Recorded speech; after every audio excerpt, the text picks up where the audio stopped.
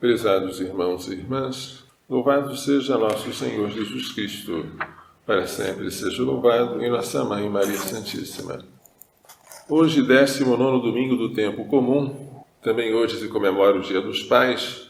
A primeira leitura é tirada do primeiro livro dos Reis e mostra o profeta Elias fugindo da rainha Jezabel, que quer matá-lo.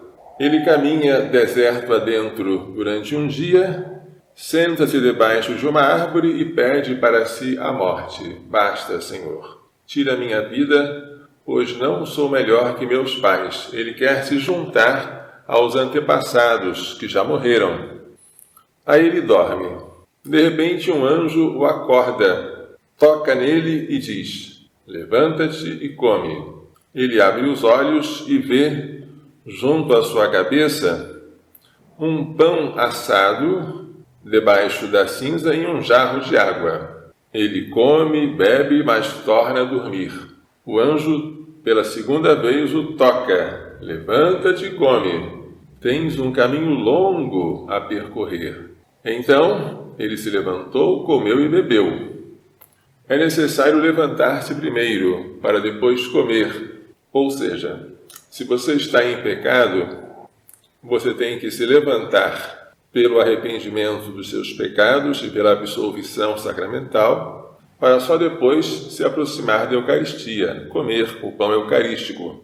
Este é um simbolismo desta história. Com a força daquele alimento, Elias andou 40 dias e 40 noites até chegar ao Horebe, o monte de Deus. 40 dias e 40 noites lembram o êxodo do povo hebreu no deserto.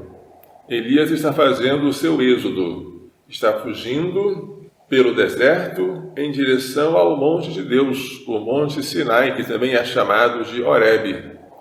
Naquele monte, séculos atrás, Moisés esteve recebendo a lei. Agora Elias vai até aquele lugar para contemplar o mesmo Deus que deu a lei por meio de Moisés, porque o seu povo, o povo de Israel, não está mais cumprindo a lei e estava em adoração ao Deus Baal. O que nos importa aqui é o simbolismo da água e do pão. No deserto, o povo reclamou da falta de água e Moisés, por ordem de Deus, fez jorrar a água do rochedo. No deserto, o povo reclamou da falta de pão e Moisés obteve de Deus que viesse um pão do céu, o maná. Água e pão têm um simbolismo. A água lembra o batismo. A água lembra também o Espírito Santo que jorra.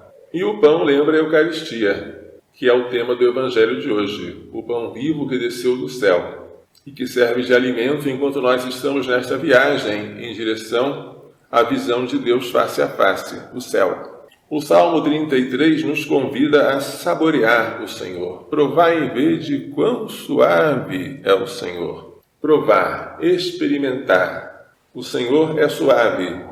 Experimenta-se a presença de Deus, seja pela brisa suave, na qual Elias experimentou Deus naquele monte Horebe, seja na comunhão eucarística, quando nós experimentamos o próprio Deus comendo do seu corpo e do seu sangue, oculto sobre as espécies eucarísticas do pão e do vinho. Quem comunga pode dizer para aquele que ainda não comungou: provai e vede quão suave é o Senhor. A segunda leitura, tirada da carta de São Paulo aos Efésios, contém instruções concretas para aquele que deixou o homem velho e vive como nova criatura, como um homem novo. Quais são as instruções do apóstolo? Não entristeçais, não contristeis o Espírito Santo. O Espírito Santo se entristece com a divisão, porque ele é vínculo de unidade. Não contristeis o Espírito Santo, com o qual Deus vos marcou como com um selo para o dia da redenção. Toda a amargura, irritação, cólera, gritaria, injúrias, tudo isso deve desaparecer do meio de vós e toda espécie de maldade. Sede bons uns para com os outros, compassivos, ou seja, misericordiosos, Perdoai-vos mutuamente, como Deus vos perdoou por meio de Cristo. Sede imitadores de Deus, como filhos que Ele ama. Vivei no amor, como Cristo nos amou e se entregou a si mesmo a Deus por nós em oblação e sacrifício de suave odor. Isto é um termo tirado do culto, da liturgia. Quando um sacrifício era oferecido e era agradável a Deus, dizia-se que o Senhor havia respirado o bom odor daquele sacrifício. Ora, o sacrifício de Jesus oferecido na cruz por nós é um sacrifício que foi aceito pelo Pai.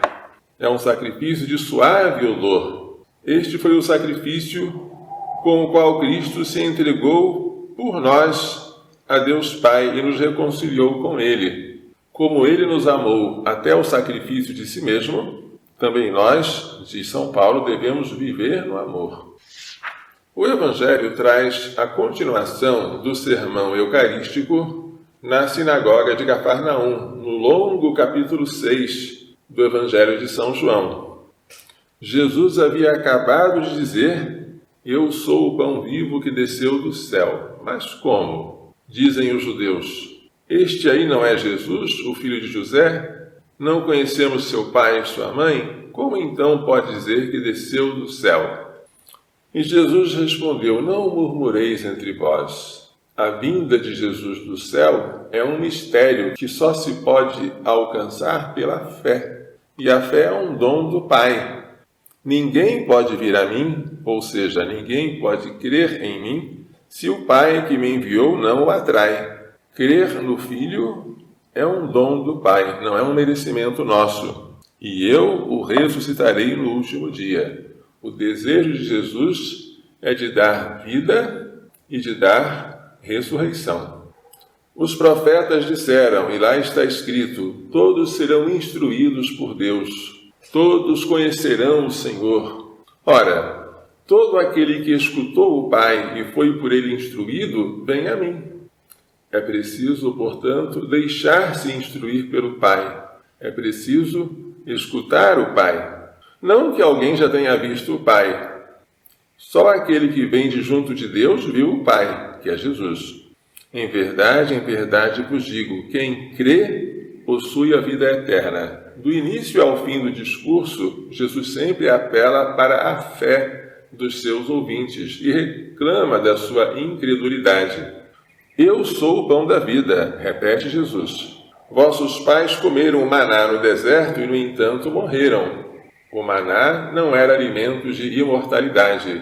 Ele se estragava, se fosse guardado, e ele não dava àqueles que o comiam a vida eterna.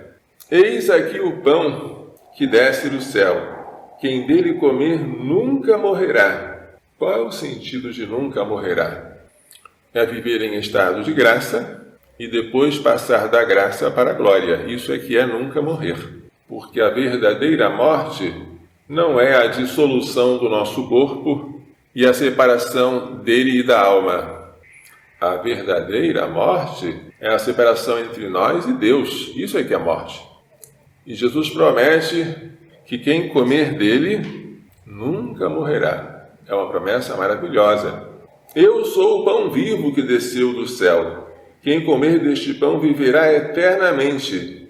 E o pão que darei é a minha carne para a vida do mundo. Quando ele fala de carne, supõe agora a sua morte, a sua paixão, o seu sacrifício. Então, o corpo dele não é apenas um sacramento, o sacramento da comunhão, mas é também uma vítima oferecida em sacrifício, o sacrifício da Santa Missa. É preciso, portanto, comer dele na qualidade de vítima, na qualidade de alguém que se ofereceu ao Pai por nós e que agora se oferece a nós. Mas esta verdade só é acessível pela fé. E a linguagem de Jesus parece dura. Por isso, se os judeus estavam escandalizados porque Jesus disse: Eu desci do céu, mais escandalizados ainda ficam quando ele diz que este pão é a sua própria carne e que se deve comer dela.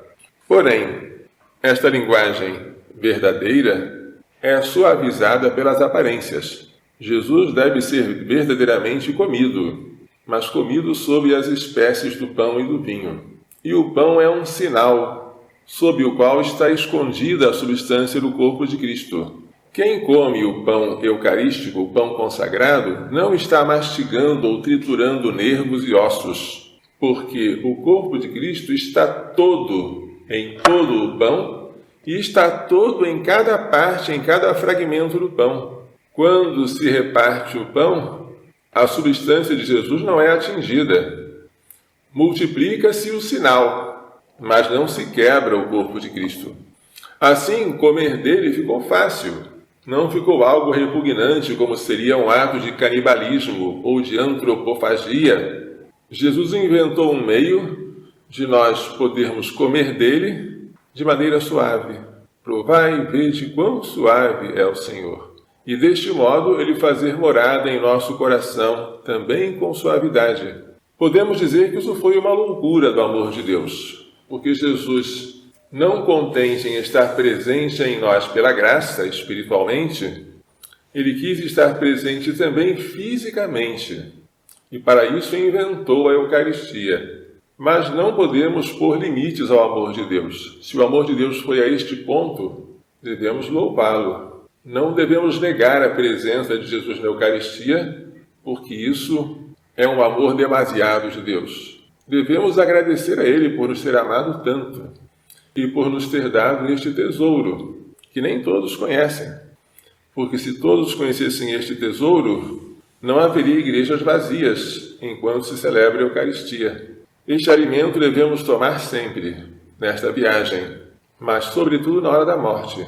A Eucaristia na hora da morte é chamada viático, e nós devemos receber Jesus naquele momento, quando estamos partindo deste mundo para o Pai, bem alimentados. Mas para receber a Eucaristia na hora da morte, o que devemos fazer? Pedir a Deus para não morrermos subitamente, para que tenhamos tempo de receber os sacramentos, entre eles a Eucaristia.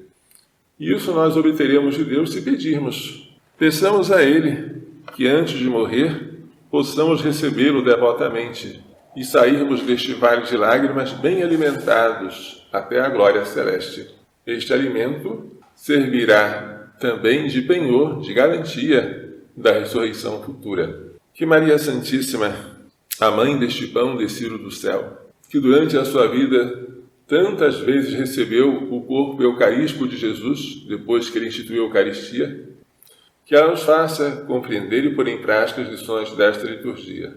Louvado seja nosso Senhor Jesus Cristo, para sempre seja louvado, em nossa Mãe Maria Santíssima.